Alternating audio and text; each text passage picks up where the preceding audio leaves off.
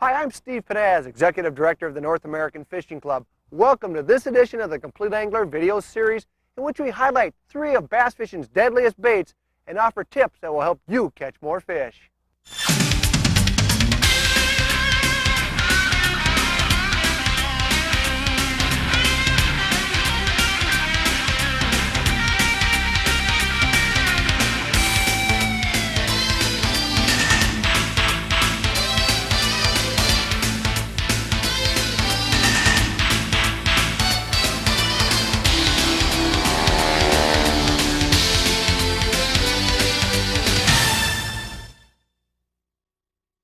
Look in the tackle boxes of top anglers and you'll find an array of artificial lures, spinnerbaits, cranks, topwaters, buzzbaits, jigs, and other baits all have their place. Artificials rule the bass fishing world for a very simple reason. They catch fish.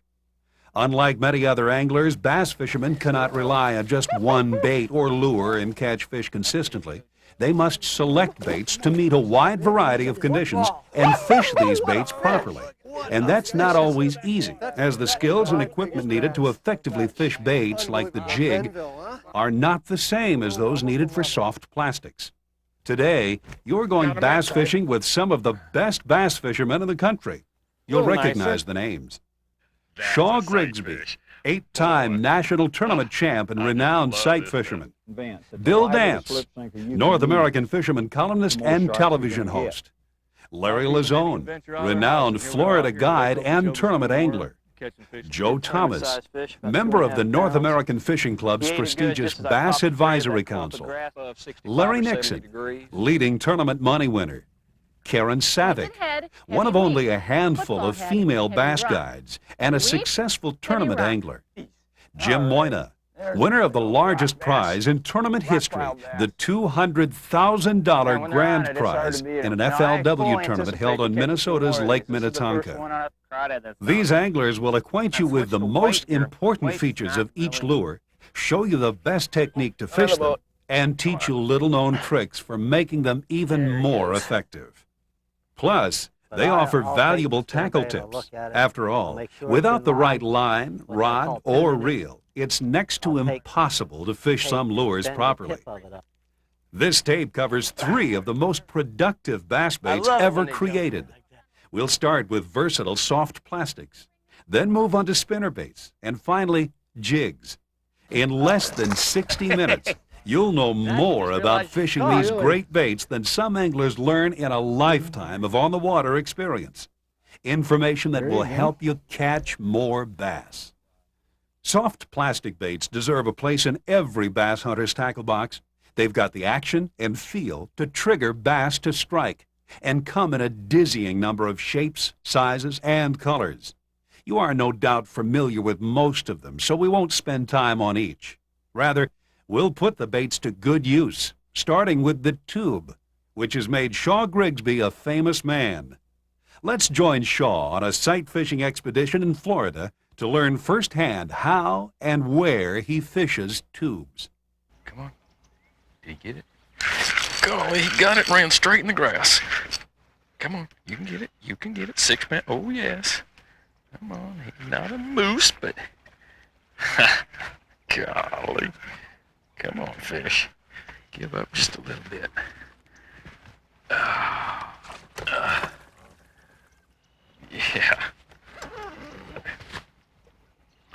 I tell you what, just being able to watch the fish, throwing at them, and trying to catch them is excitement second to none. When you're sight fishing, there's a couple things you definitely need. Good pair of sunglasses so you can see under the water and actually see your fish. And another thing that a lot of people don't even pay attention to is clothing. Don't wear anything bright or make any big movements because they see you. You got to remember they feed by sight in here because clear water, they're looking for their food so they can see you as well as you can see them.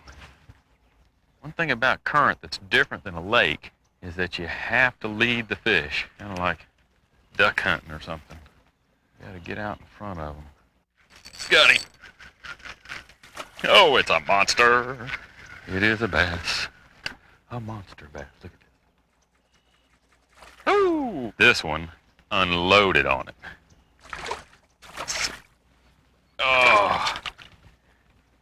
Now he fell for the little Guido's G4 pretty easily. And it was just a simple cast, let it fall down, walk it on the bottom real quietly. In other words, you just want to go real, real slow, and he just sucked it up immediately. I'm gonna let him go. And away. Woof.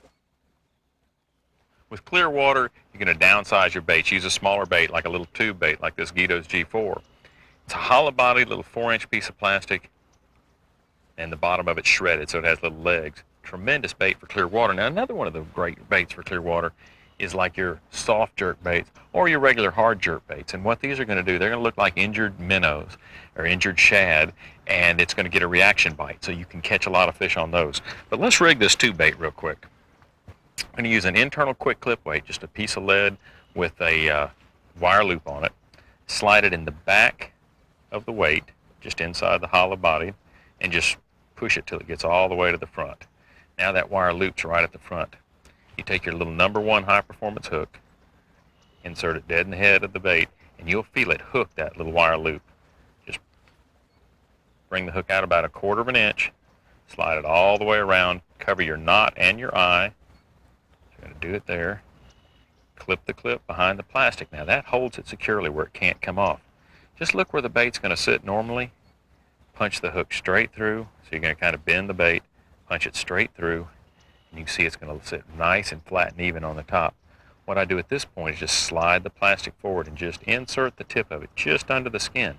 That way, with 6-pound test line, you don't have to pull real hard to get the hook penetrated. Usually a bass will take it in his mouth and crush it and just pop it loose, so you're really fishing an exposed hook, but it won't get hung in all the grass and the weeds and the limbs. Skip casting with a spinning rod is a great way to effectively present your bait under cover like docks or overhanging trees, and even when fishing open water. Not only does this cast allow you to reach hard-to-reach fish, the cast itself helps trigger strikes. You make the tubes act just like a fleeing bait fish. What a deal! I mean, this fish just plastered it. It skipped out there, and I hadn't even got the bail closed, and he's already sucked it and gone. You little critter. Whew, boy, is he gone. Real aggressive fish. But that's one way to get a bait to it, and that's the joy of these tube baits, is that they represent a shad or a crawfish, and so by skipping them across the water, you're putting it to the fish, so you're getting the bait from your rod tip to that fish very, very naturally, and it doesn't make them spook out, which is what you're trying to do. In clear water, sometimes those fish will spook real easy if you just plop it in on them. So learn to skip cast. When sight fishing, concentrate your efforts on high percentage spots. Bass love to hang out in the branches of submerged or fallen trees. Stumps are also bass magnets, as are transition areas between deep and shallow water. Look for areas where bottom color permits good visibility. Points, rocks, and docks are also excellent targets for sight fishermen. It's about time after going with that. Boy, he just sucked that thing down. You know, fishing light line and little bitty baits doesn't mean you're going to catch little fish. In fact, the biggest fish I've ever caught in my lifetime was on a little itty bitty Guido's G4 tube bait. It was 13.5. Whew. Now that was a battle. Clear water, watching her come up and eat the bait.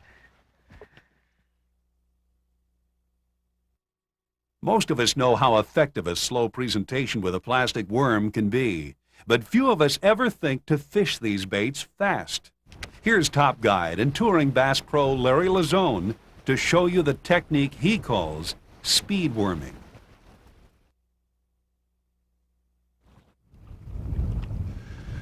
Fish have 3 types of bites. They have a hunger strike, they have a reaction strike, and a protective strike.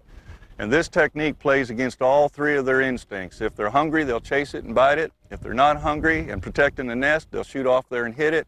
And if that's not happening, then they'll just react to it. They're a predator and they can't run down to the local store and buy a hoagie sandwich, so they're very opportunistic feeders. And what you're doing with this technique is you're playing all 3 senses. You're looking for any of the 3 strikes. And it's not a situational, it's not just a bed fishing technique. It's not just a winter, fall, spring, or summer technique.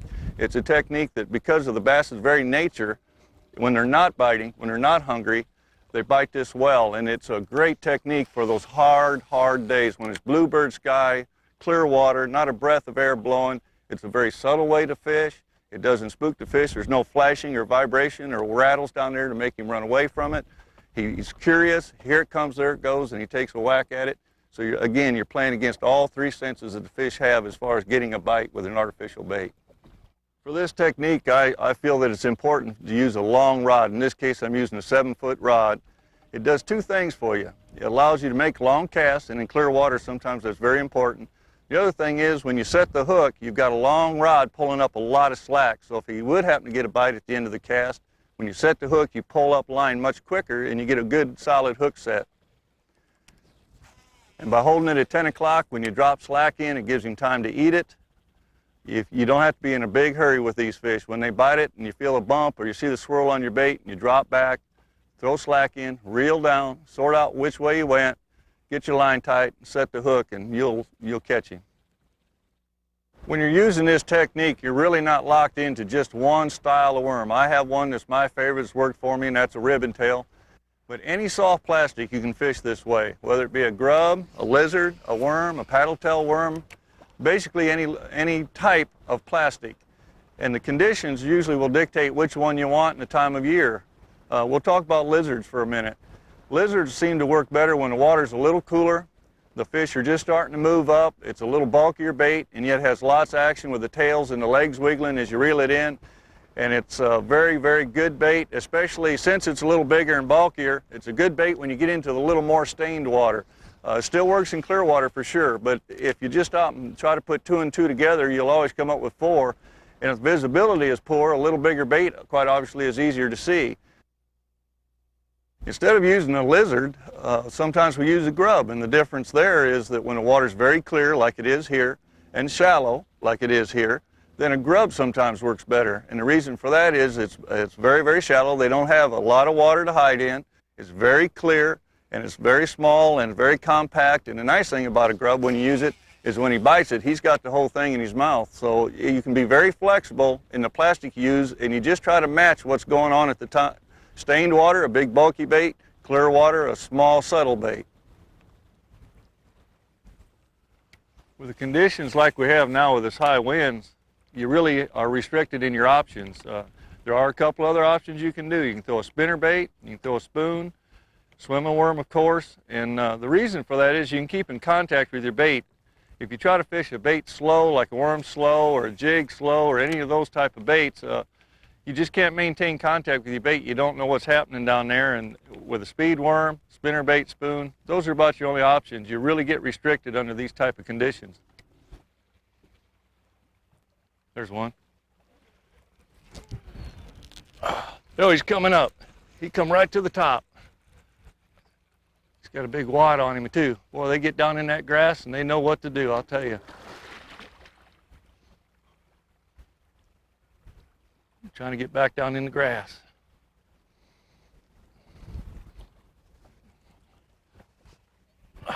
Come here, baby. Another decent fish.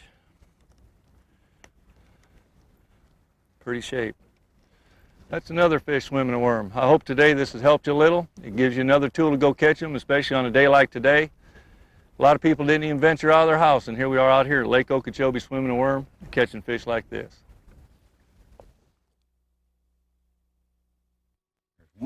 For a more conventional approach to fishing worms, let's join Bill Dance on his favorite pond. You know, all the baits that I fish, I would say that the plastic worm probably contributes to at least 50% of the fish that I catch in a year's time. And what makes a plastic worm such a high percentage bait, it's a type of bait that you can fish in, through, around, and over most forms of cover. It's also the type of bait that maintains an exact contour depth. It's a high percentage bait and probably catches more fish for more people more consistently than any other single bait on the market today. There's one.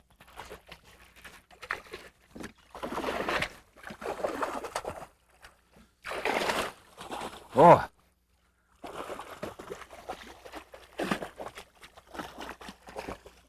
big old, called a big old ditch bass right here.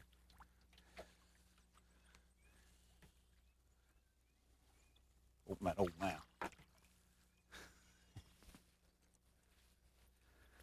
Oh, you got it too, didn't you? Get that. Nice. See ya.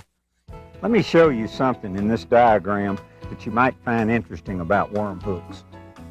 As you can see in this piece of art, after the hook is set, the worm slides down the hook shaft, forming a half knot in the gap of the hook. Here it applies pressure to the hook point and pushes the point and barb through the worm into the mouth of the fish. Now, if the hook is too small, what's going to happen? The worm will clog in the gap, preventing it from hooking the fish. You know, there's a real advantage to using a long rod. Now, this rod's 6.5 feet long. At least a 6 to 6.5, and sometimes 7 is an ideal length. But in the action of the rod, you know, we've talked about this before. What I like in a rod is a rod with a fast tip and a lot of backbone. The length is going to get the bait out. The length is going to help you take up a lot of slack real quick, and that's going to improve your hook sets tremendously. The action of the rod with the fast tip and a strong butt section to the rod, this rod tip's got about 20% tip and about 80% backbone.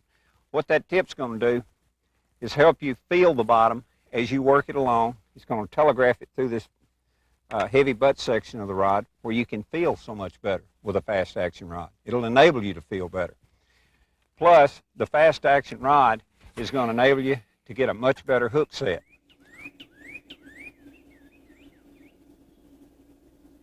When I say 20% tip, I'll hold this rod kind of up to the sky and I'll pull down on it. You can see where the rod bends, just about right here at this guide, and the rest of that's backbone. You know, when you fish a plastic worm, it requires a tremendous amount of concentration. You've got to be able to concentrate on what that worm is doing at all times. You've got to feel what it's doing at all times. Oftentimes the strikes are extremely light. Other times it's just a little faint tap. Other times they will thump it pretty good. But it does require a tremendous amount of concentration.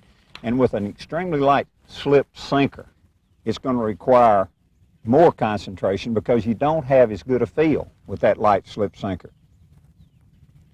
But speaking of slip sinkers, I'm totally convinced that the lighter the slip sinker you can use, the more strikes you're going to get. Why? Okay? The purpose of a slip sinker is to get the bait out, get it to the bottom. It helps you feel the tight bottom as you work it along.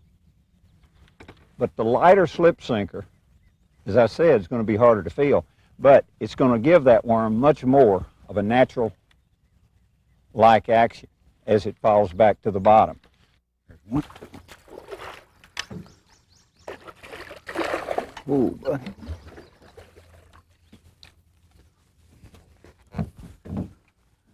How you doing? Doing too good with that old hook in your face, are you? Just under the surface. Soft plastic jerkbaits burst on the fishing scene a few years back and provided some impressive results. But some anglers couldn't get the knack for fishing these erratic baits.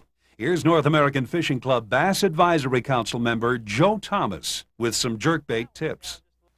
Basically what I'm going to do with the Sluggo is just allow it to sink about 2 feet and then work it just under the surface with little short twitches of my rod tip. Real erratic action is not really necessary. You need to kind of let the bait do its own thing.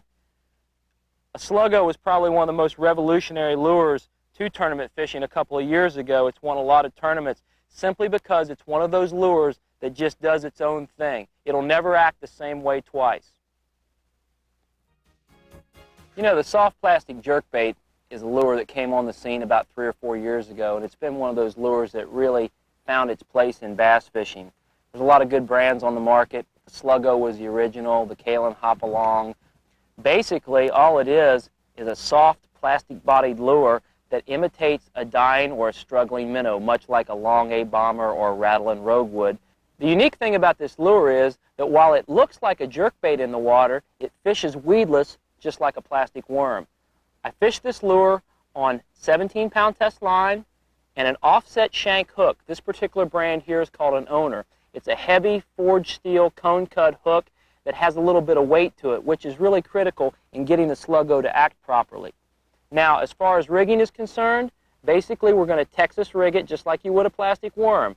In the nose to the bend, bring it straight out the top part of the Sluggo just like that, slip it all the way up and over the offset shank. Now, that's the reason for using the offset shank, is it'll hold that Sluggo right there in place. Now, to rig the lower end, what you want to do is size it up to where the lure will hang straight. But instead of rigging just like you would when you Texas rig a worm and going in at a 45-degree angle, what I try and do is turn the bait 90 degrees, just like this, right here. Bring the hook straight through to where it comes out the underbelly. On a Sluggo, the underbelly is kind of concave, and that'll make it fairly weedless. However, if you're in real heavy vegetation, a lot of times that little hook point may pick up a piece of grass and foul your lure. Then you may want to lift it up and just catch that point right there and cover it in plastic. Now it'll be 100% weedless. But when the bass bites on it, boom, it'll pop right out of there and it's got him. That's the beauty of having that hook exposed. There are several colors that I like to use in a Sluggo. The first one I'm showing you here is called a Texas Shad. Basically, it has a silver back and a bluish gray belly. Looks a lot like a minnow in the clear water, and this is one of my favorites that I use a lot. The second one I use in a little bit more stained to dirty water, and it's called the Arkansas Shiner. Basically that same silver back, but it has more of an olive belly to it, a little bit more contrast for that dirty water. And then the third one is the one that I like to use under real low light conditions when the fish are on the beds or when you're wanting to see the lure in the water, particularly under low light conditions, is the bubblegum color. It works real well in real clear water, contrasts a lot. I usually use this lure when I'm fishing the bait right up on the surface. All three of these are real effective. I suggest you not have 100 different colors of Sluggo, really, just the ones that you have the most confidence in. For me, these are my favorite colors. Line diameter on a Sluggo is also pretty critical. I tend to like 14 to 17 pound test most of the time. Much lighter than that and you don't get a real good hook set. Much heavier and the bait tends to ride up out of the water and you won't get it to act properly. As far as rod is concerned, I usually use a 7-foot medium action rod. The same rod that you throw a Zara Spook or a Pop R on will work quite well. There are a couple of modifications that you can make to the Sluggo depending on what type of cover you're fishing. Occasionally you may want to get the lure down 2, 3, maybe even 4 feet under the water to get it down into the vegetation that you're fishing or the bushes that are under the water. In that situation, you may want to take a little piece of lead to weight the bait and get it down there. This is a piece of lead stripping that I've cut off with a pair of scissors. A lead roofing nail will work quite well. But basically what you want to do is insert it at a 45-degree angle and then go parallel to the Sluggo. Basically, it's going to lay right in this center position of the Sluggo, okay? Between the point of the hook and the shank is where it's going to lay. Another thing we can do is add a glass rattle to the tail of the Sluggo. What that actually does is just put out sound in the water. You know, sound is a critical thing with a bass. We talk about it a lot in our fishing. Bass can hear about as good underwater as a Doberman Pinscher can on land, so sound is really important. The glass rattle can be inserted right here in this tail section. Just slip it in at a 45-degree angle, just like this, and then let the plastic cover it right over. Just slide it right up in there. You may have to wet it or put a little fish formula on it to get it to slip in there nice and easy. There's one. Pulling pretty good.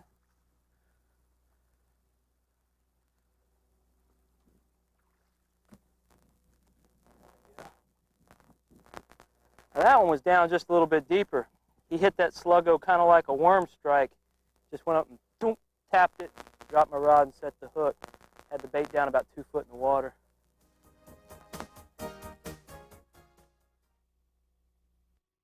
The Carolina rig is one of the most effective ways to fish soft plastics, but you can do little things to improve it. Here's Karen Savic with a Carolina rigging tip. There's one. That's a nice fish. That's a nice fish. Come on. Come on. Yeah, that. Come on. Whoa. Oh, it's a nice one, nice one. Oh, yes. Oh, nice one. You know, I've only been fishing a Carolina rig a couple of years, and I've become a big fan. The reason why? Big fish. Nice one. The traditional Carolina rig is fished with soft plastic, usually a worm or a lizard. However, in the last couple of years, there's a new soft plastic called a French fry, and it really produces big bass. The Carolina rig is meant to be fished slow, real slow.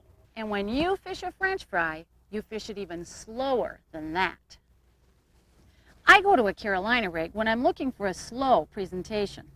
I throw my Carolina rig as far out as I can heave it, and I let it drop to the bottom, reel in the slack, and slowly drag my lure. If there's a breeze blowing, you can even drift with it. The key to fishing a Carolina rig, whether you're using a lizard or a worm, but especially if you're using a French fry, is to fish it S-L-O-W for the North American fisherman. I'm Karen Savic. When they first opened this was what, about 10 years ago? 8 years ago? 8 years ago, they first opened the stick marsh. Pete Madson is a well-known guide in Central Florida, where he specializes in tackling big bass on spinnerbaits.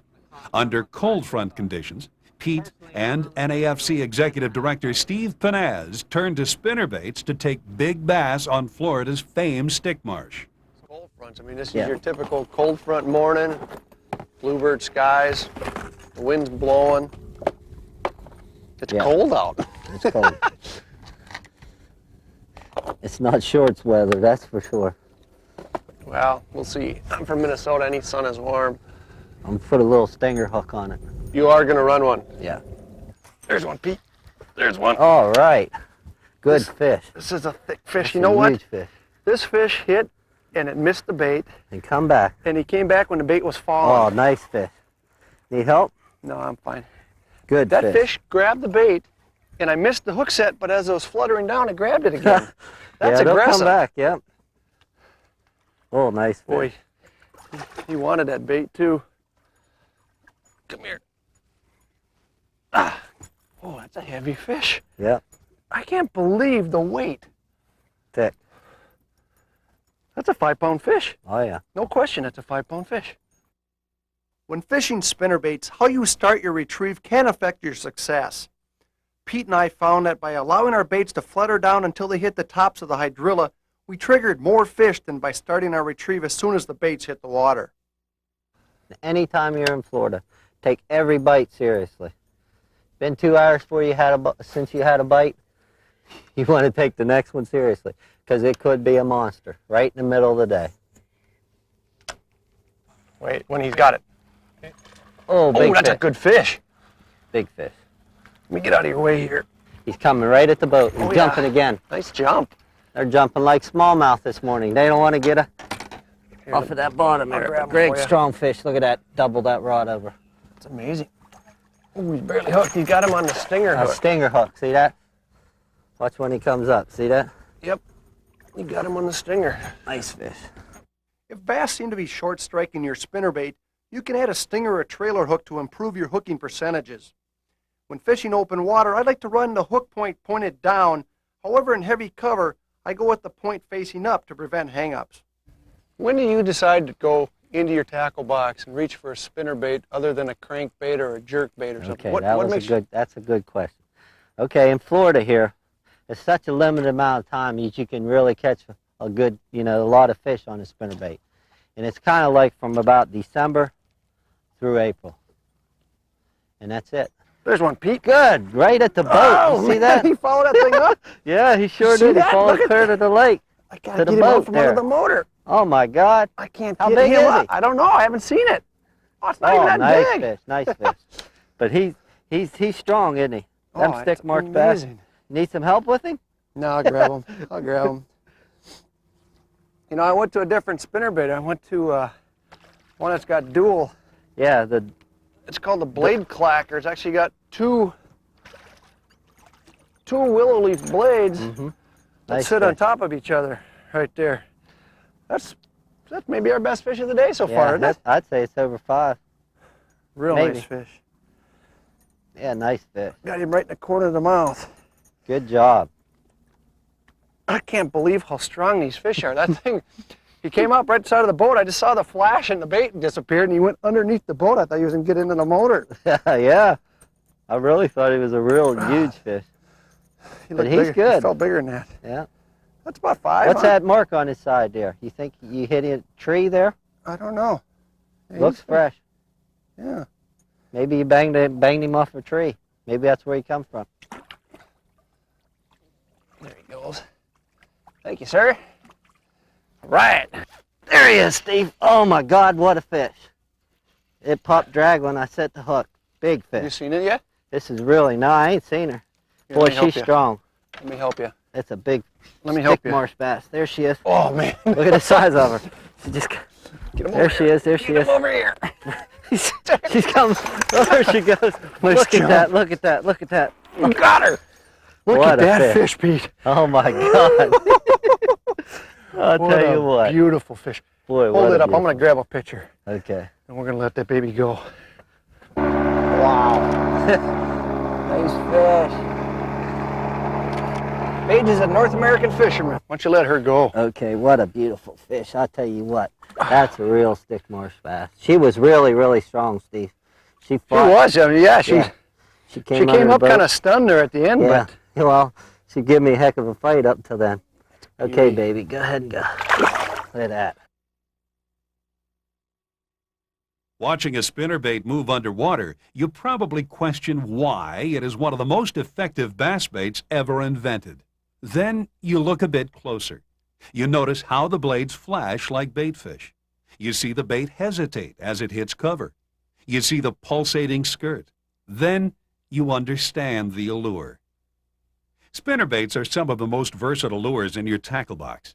And by selecting various blade types or blade sizes, or going to lighter or heavier headweights, you have a bait that can catch bass shallow or deep, in clear water or stained, and in all types of cover. For more on fishing spinnerbaits, let's join Larry Nixon as he fishes in Arkansas.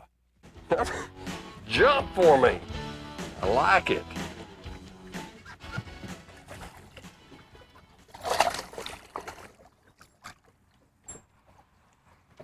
Look at that thing hanging out there. Another one, just eating the whole thing, everything but the blades. You can tell when they're really feeding. I mean, he had it now. He wasn't about to let that thing get away from him. This color right here, that's a fire tiger. That's what they call fire tiger. Got a little bit of clear, a little chartreuse, and a little orange. Anytime you got kind of it's not a real dark green, but it's kind of a greenish black water. To me, that's when I would like a touch of chartreuse and that little bit of orange in there. It's more of a brim colored, I guess, with a gold blade on the back of it. Extremely clear water now, like a silver blade. Smallmouth and real dark, cloudy, rainy days. Anytime I think I'm trying to get a fish to come from a long ways to hit that spinnerbait, then I'm going to throw a chartreuse blades or white.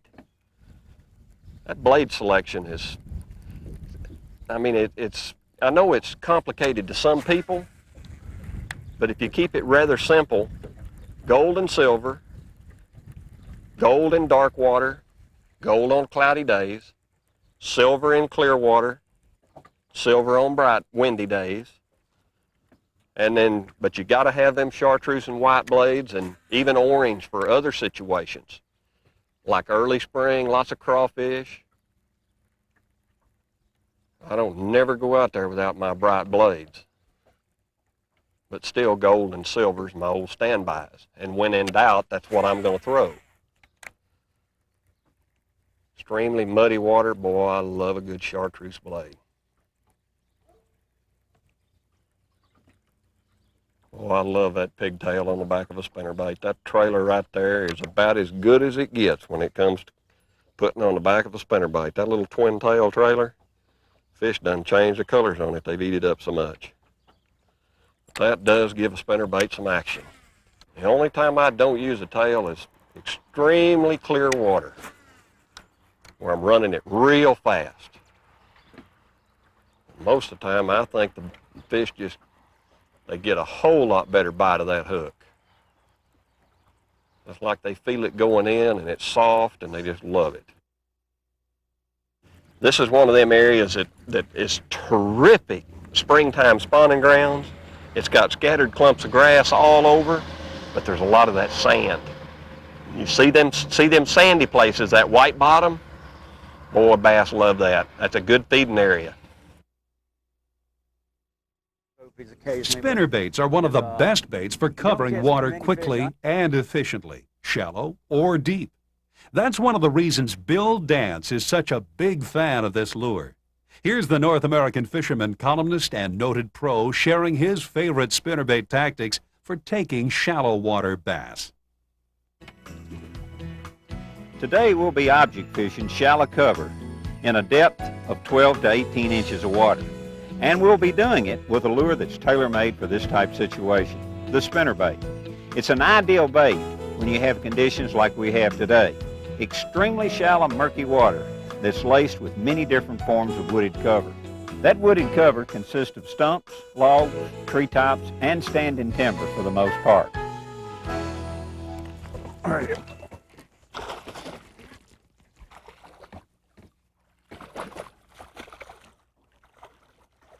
Hey, buddy.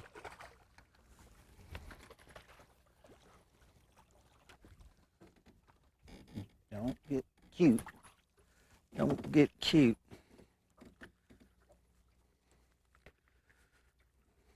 Boy, if I ever hung a 12-pound bass, I'd like to hook him like this. There we go. But I had you hooked 2 ways.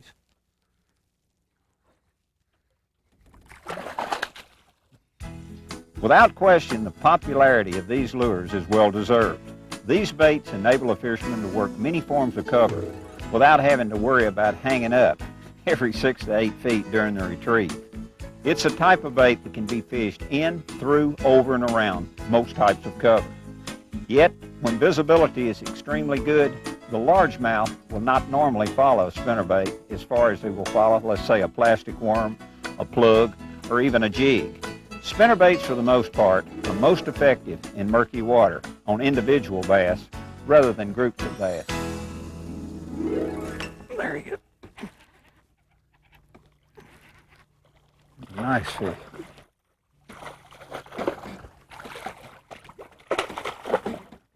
Whoa, big one.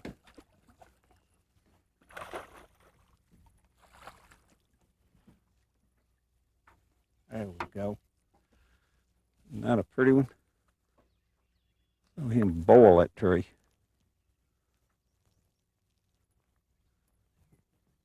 But I'm trying my best to get that bait out of your face. Nice, real nice. See ya. Here's something you might find interesting and helpful the next time you're faced with murky, muddy conditions. Now you're going to be amazed at just how shallow bass will be when the water turns yucky, off-colored, stained, murky, or muddy. Now the key reason they move so shallow, well, it's real simple. They can see better. There's more light penetration in 1 foot of water than there is in 2 feet of water. And as we all know, bass are sight feeders. I once read where a writer said that what a spinnerbait is supposed to look like is anybody's guess. He also said that it looks like nothing a bass would normally consume, meaning it looks nothing like natural forage. Well, I'll tell you now, I disagree with that. You know, we all know a jig is a high percentage lure that resembles many different forms of forage. Swimming a white jig looks like a shad or a minnow. Now, a brown jig bounced on the bottom looks like a crawfish. If you place a spinner above the so-called looking jig, it looks like a shad or a minnow swimming under something that flashes and vibrates and helps hold it up, allowing it to swim at a certain depth level, depending upon your retrieve. Yep, I do feel like it looks like something in the food chain. I'll tell you, it sure looks more like living forage than some lures on the market that are supposed to represent something a bass usually eats. One of the most important things to remember about fishing spinnerbaits is that a tuned bait catches more fish than one that is out of whack. Whether it's from ripping lips or ripping through grass, spinnerbaits get out of alignment during the course of a day. Here's top pro Larry Lison with a quick and easy tuning tip. Most of us grew up throwing a spinnerbait, and when it gets out of whack, whether you hit the log with it on a bad cast or a fish gets up and wraps line and bends the arm, we spend a lot of time trying to straighten the arm with the head of the bait. There's a much faster, simpler way to do it. If you'll watch, I'll show you. What you do is you bend the wire right as it comes out of the head at a pretty good angle like so. Now you've done that, the blade's right too close to the hook. So now you just come up here and bend the arm up. That spinnerbait will run true.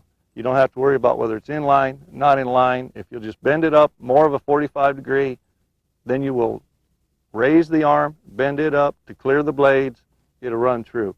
If you'll try that method of tuning your spinnerbait, you'll find it's fast and easy, and it will save you a lot of aggravation.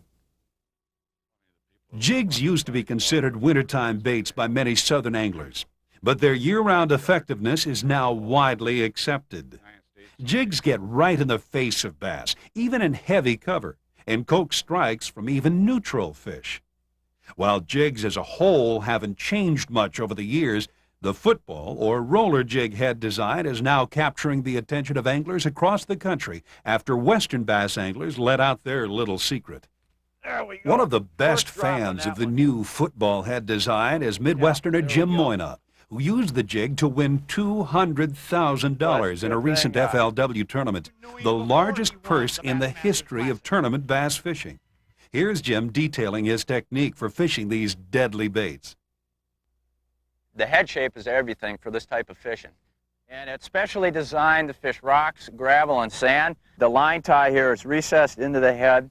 Other jigs where the line tie is, say, off the front, like a lot of weed jigs, they have it right off the front and they have more of a pointed head. You don't have near the feel as you would with this jig. And that feel is really important when you're trying to find these types of rocky, sandy areas that we're going to be fishing today. The head shape is everything. You think bass, you think, okay, I got to find some cover to catch these bass in.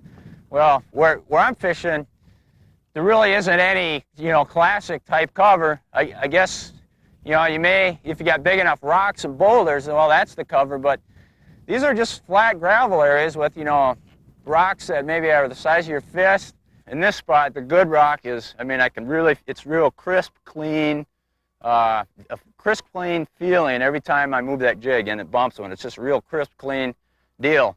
When I'm not quite in that, when I'm off in the sand or slightly in the silt areas, then it's more of a padded feel, and it's not really quite. It's really hard to explain. Once you do it, you know exactly what I mean.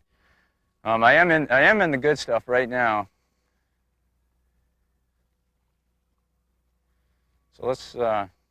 There's one right there. There we go. Get that spot marked. All right. Good fish.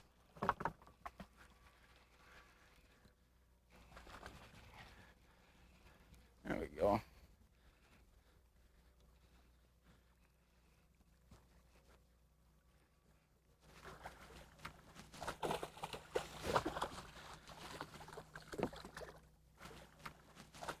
Jeez. All right. There's a good old rock bass. Rock pile bass. Man, when they're on it, it's hard to beat them. Now, I fully anticipate to catch a few more of these. This is the first one out of that school.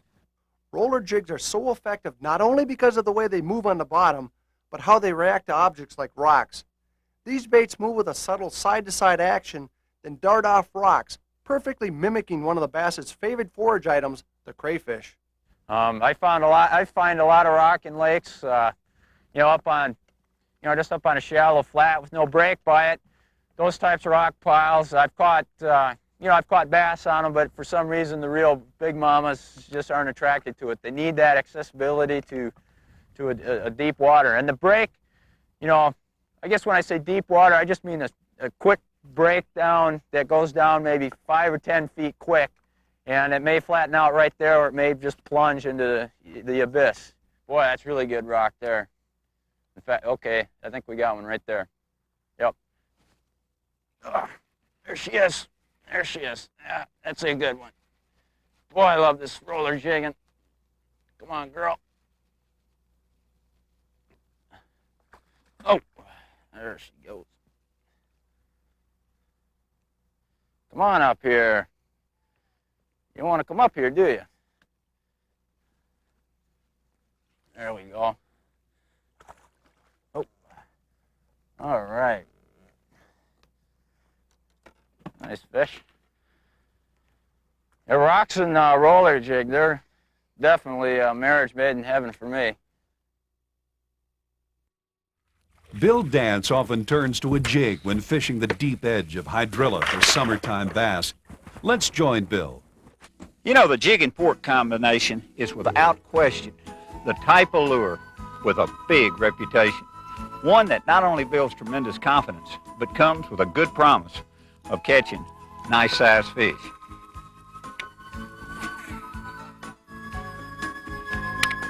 For years, many anglers have thought that the jig and fork combinations were wintertime lures. Well, let me tell you, this is not the case. This combination is a highly productive lure 12 months of the year. However, I will admit I do much better with it when the water temperature is below 70 degrees. Coming up. Yes. Going out that way. What? Wrong fish. It didn't go way down in that clear water. Woo! Come here, Buster. Come here, Buster.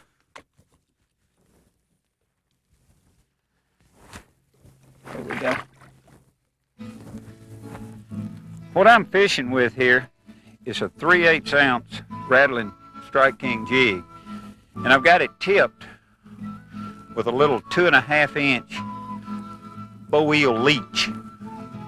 Extends the bait way back, gives it a long streamlined profile type look.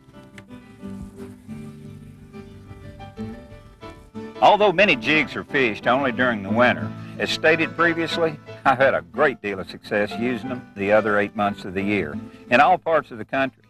If you try jigs enough, I know you will too. Let me mention this to you. When fishing a jig, it's important to stay in contact with it at all times. To fish it effectively, you've got to know what it's doing, from the time it leaves your rod tip until it returns. Feel is everything.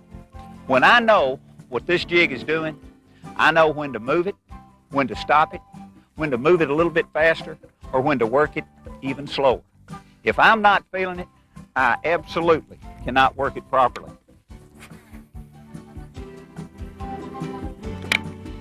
It's smart to always keep an assortment of different sized jigs in your tackle box, ranging from the 1/8 ounce size up to at least the 1/2 ounce size.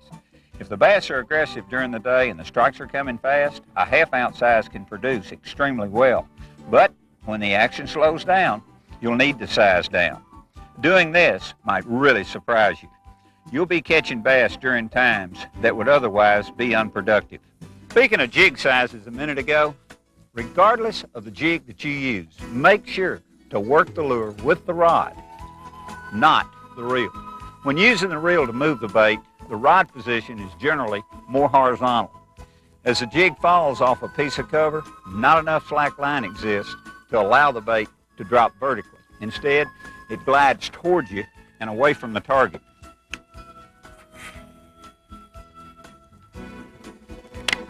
Even if the distance is only a matter of a foot or two, it can cause the lure to swim completely out of the strike zone, and when bass are in a non-aggressive mood, this could be critical.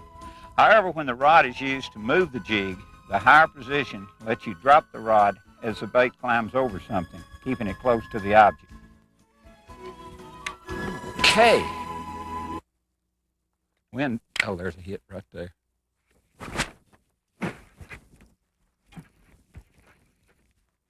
Way out there. Here he comes. I can see him.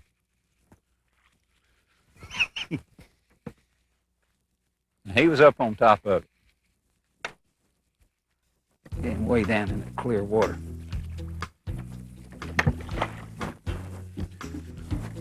Come here.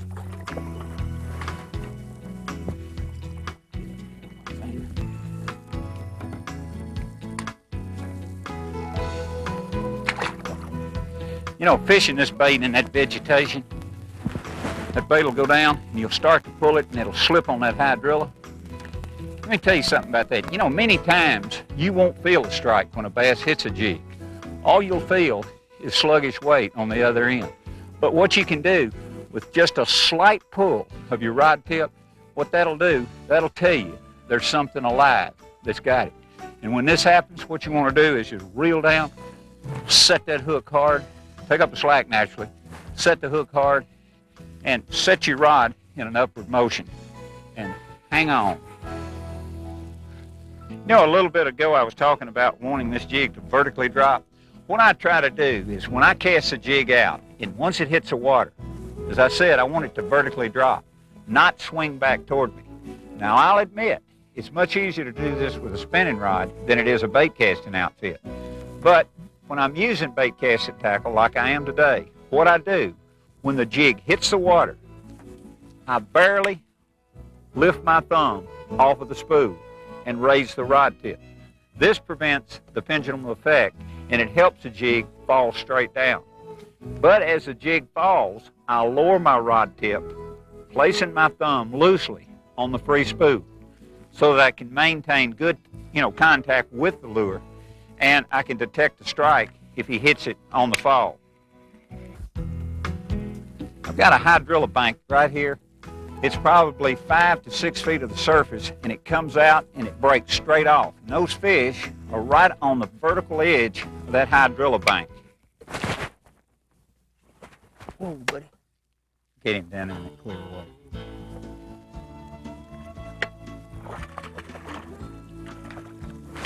Little butterball.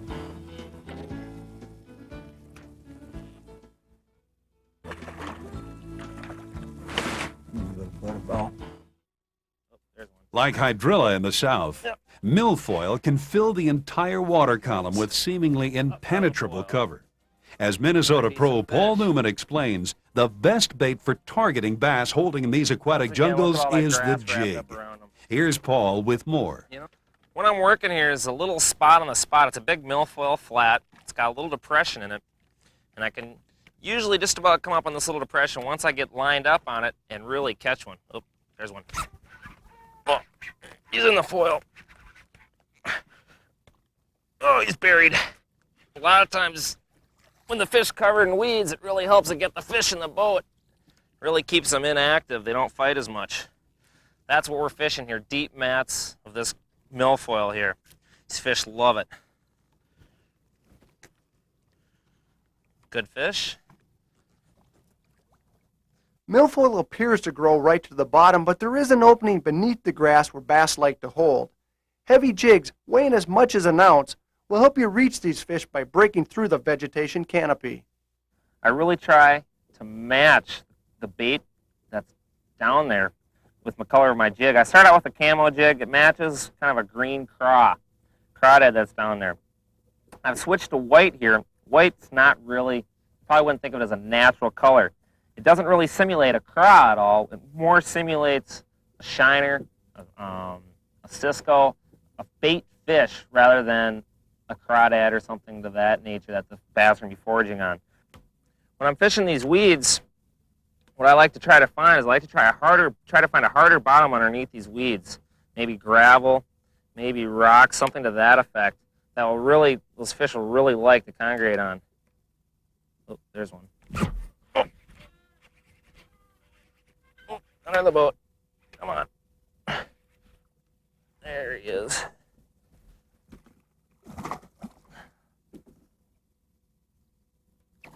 A little feisty. There we go, another nice fish. This is a pretty typical jig fish for this lake I'm fishing here. This is a good 3.5, 4 pound fish.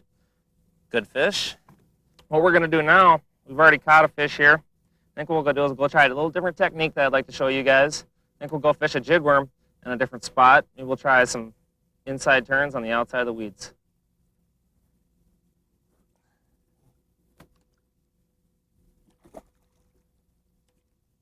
What I'm going to be using, I'm going to switch to something a little bit lighter now. The spinning irons. These are little jig worm is what we call it. Little jig head with an exposed hook this time, something that's not weedless. Just 7-inch power worm on there. I'm not using heavy line anymore. I've gone down to 8-pound test monofilament. This is more of a finesse tactic. It's real slow presentation, real quiet. You try not to, you're not going to be horsing the fish out of any weeds now, so you really want to keep the bait slow and quiet. This is something some people might not have seen before. This is what I like to call a jig worm. All it is a lead-headed jig, shaped like a mushroom the head is. It's got an exposed hook on it.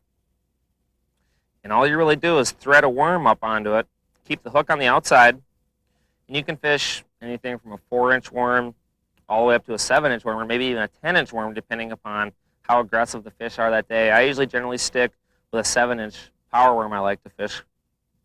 A lot of times when you're fishing a jig worm, fish is going to hit it on the initial fall. You're just going to let it fall for a long time. They'll pick it up right when the bait's dropping down. Oh, there's a tick. Let's see if that's a fish. Yeah, there's one.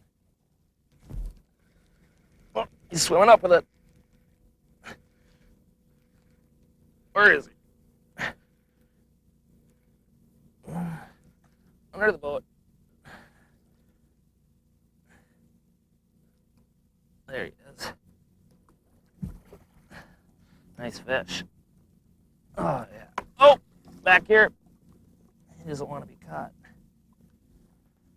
There's a nice jigworm fish. Really got him bedded right in the snout. This fish right here took the bait on the very first fall of the bait. 9 times out of 10 when I'm fishing a jigworm, that's when I'll get the bite. I'll usually throw it out, let the bait fall, pick it up 1 or 2 times after that first fall. If I don't get a bite, I'll rein it and cast again. That's when you're going to find out when you're getting most of your bites. When I do get a fish, I'll stick to it, and I'll cast back at it in that same spot a couple times. If you catch one fish in one spot, you might find more. Generally, when you're fishing outside the weed line, you can find big concentrations, big schools of fish. Whether you're in the thick of it with a heavy jig or on the edges finessing a jig worm, don't overlook these deep water weed beds for post-spawn action. Spinnerbaits, soft plastics, and jigs. 3 baits that will take bass under a variety of conditions. And with the tips covered here, I think you'll find they're even more productive for you. I hope you enjoyed this edition of the Complete Angler video series. What's more is I hope to see you again real soon. Hey, thanks for joining us.